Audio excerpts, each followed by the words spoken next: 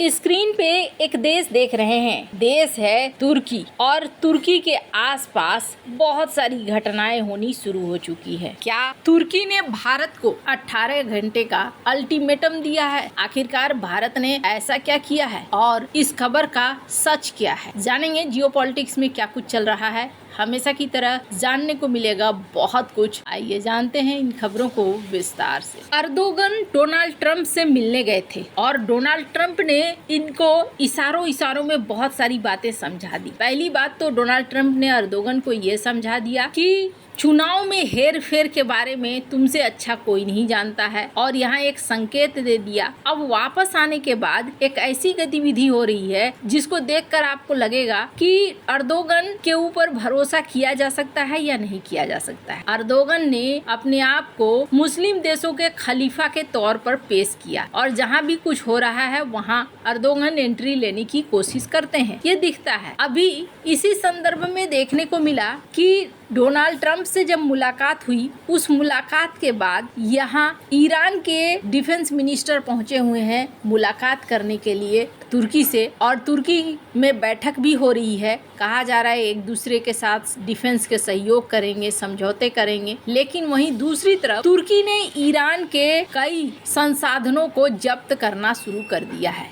दरअसल न्यूक्लियर मामले में ईरान के ऊपर दोष मढ़ रहा है अमेरिका कि ईरान अपने वादों को पूरा नहीं कर रहा है और ऐसे में ईरानी संपत्ति अगर नाटो देशों के अंदर है तो उसकी तरफ कदम बढ़ सकते हैं। यहाँ देखने को मिल रहा है कि तुर्की ने ये जो नया नियम है ये मानते हुए ईरान की संपत्तियों को फ्रीज करना शुरू कर दिया है ईरान के ऊपर दबाव बनाने के लिए। इसे कहते हैं कि सिर्फ मौके की राजनीति होती है। अर्दोगन जो अपने आप को खलीफा दिखलाने की कोशिश कर रहे हैं, इस वक्त क्यों मजबूर हैं? डोनाल्ड ट्रंप से मीटिंग करने के बाद तो और भी ज्यादा मजबूर नजर आ रहे हैं। इसके पीछे कई कारण हैं जो हमने आपको पहले भी बताया है कि उनके देश के अंदर आंतरिक माहौल ठीक नहीं है, प्रदर्शन पे प्रदर्शन हो रहे हैं और विपक्षी दल भी इनके खिलाफ अपनी आवाज को ऊंची कर रहे हैं। तो अर्दोगन चाहते हैं कि अमेरिका इस मामले में इंटरफेयर ना करे। हो सकता है अर्दोगन के मन में और भी बड़ा प्लान हो, कहीं जनता बहुत ज्यादा आगे बढ़ जाए तो फिर अर्दोगन क्या करेंगे। तो यहाँ पर अमेरिका की अनुमति या सहमति भी जरूरी है। पर इन सब के बीच में यहाँ जो तुर्की की मीडिया है, तुर्की की मीडिया में ये डिस्कशन हो रहा है। स्क्रीन पर इस आर्टिकल को देखिए जिसमें कहा जा रहा है कि भारत और ग्रीस अपने रैंक क्लोज कर रहे हैं और यहाँ पर मिलिट्री टाइज दोनों के बीच भूमध्य सागर में बढ़ता जा रहा है और ये इस रीजन के लिए क्या मायने करता है। यानी कि तुर्की को कुछ बातें समझ में आनी शुरू हुई है। अब तक का सीन क्या था? अब तक का सीन था कि ऑपरेशन सिंदूर में इन्होंने मदद करी, पाकिस्तान की खुलकर मदद करी और पाकिस्तान से मदद करते समय शायद इन्होंने सोचा था कि यूं ही हो जाएगा, कोई बात नहीं है, हम उनकी मदद करेंगे और फिर निकल लेंगे। लेकिन ऐसा हो नहीं रहा है। हो ये रहा है कि ऑपरेशन सिंदूर के बाद पीएम मोदी साइप्रस पहुंच गए और उसके बाद ग्रीस के साथ संबंध बहुत ज्यादा तेजी के साथ बदलने लगे। भारत और ग्रीस के बीच सैन्य और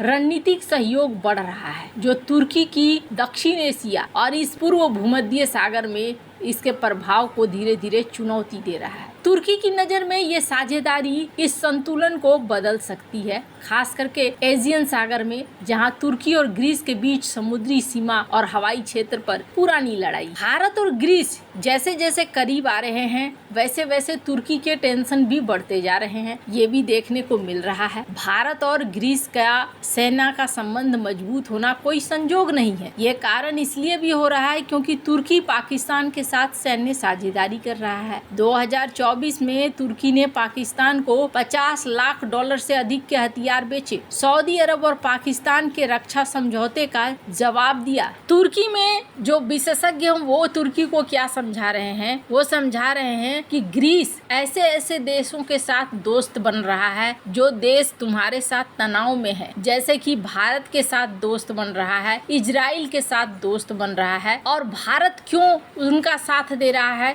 तो भारत इसलिए साथ दे रहा है क्योंकि हमने पाकिस्तान का साथ दिया था। खैर, अब जहां एक तरफ ये सारा सीन दिख रहा है, तो क्या सचमुच यहाँ संतुलन बदल जाएगा? भारत ग्रीस को long range land attack cruise missile का पेशकश कर रहा है, 1000 से 15 किलोमीटर रेंज का। साथ ही यहाँ पर India middle east Europe economic corridor भी गुजरने जा रहा है। यही वजह है कि भारत यहाँ पर एक्टिव है, सिर्फ तुर्की के ही वजह से नहीं बल्कि अपने आईमेक कॉरिडोर के वजह से भी। जून 2025 में पीएम मोदी ने साइप्रस का दौरा किया था, जो दुर्लभ था, कभी नहीं हुआ था। देखने को मिल रहा है कि भारत बहुत सारे जॉइंट ड्रिल कर रहा है यहाँ पर। इसका एक बड़ा उदाहरण देखिए, 27 से 29 जुलाई INS चेन्नई और हेलेनिक नौसेना के जहाज निकीफोरस फोकास ने भूमध्य सागर में जॉइंट ड्रिल करी। इसके बाद 17 से 18 सितंबर को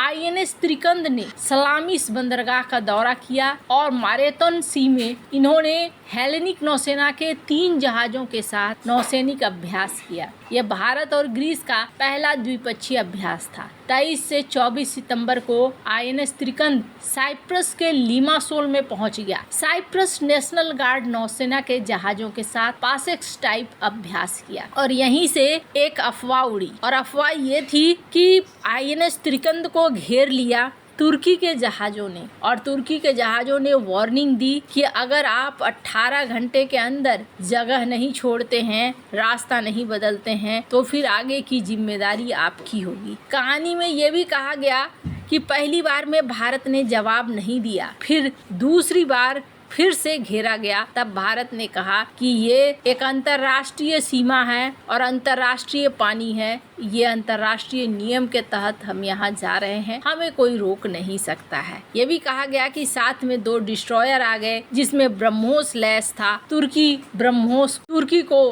ब्रह्मोस का दर्शन करवाया गया। हालांकि बाद में ये सारी चीज़ें निकल कर आई, जैसे सिद्धांत सिब्बल जो काफ़ी बड़े पत्रकार हैं, उन्होंने कहा कि नहीं, ये इन्फॉर्मेशन गलत है, ऐसा नहीं हुआ है। लेकिन इतना जरूर है कि अल्टीमेटम ना हो, पर ये देखने को जरूर मिल रहा है कि तुर्की की मीडिया अब इस चीज को डिस्कस करने लगी है कि भारत और ग्रीस अब साथ साथ आ रहे हैं और यहाँ क्षेत्रीय संतुलन बदल रहा है। वैसे आपको बता दूं, तुर्की के जो मूव हैं, उन मूव की वजह से ऐसा हो रहा है। ग्रीस की मीडिया में भी देखेंगे आप तो इसी बात का डिस्कशन हो रहा है कि तुर्की ने जो मूव चले हैं, इस वजह से ग्रीस और साइप्रस दोनों को धीरे धीरे भारत की तरफ क्लोज ला रहे हैं। खैर, ये बहुत ज्यादा जरूरी था। अब देखना होगा आगे घटनाक्रम किस दिशा की तरफ बदलता है। वैसे आपको क्या लगता है, भारत के वॉरशिप अब भूमध्य सागर में तुर्की के आसपास मंडरा रहे हैं, क्या ये सही है या नहीं? कमेंट कर अपनी राय जरूर बताएं। जल्द मिलते हैं अगले वीडियो में नई खबर के साथ।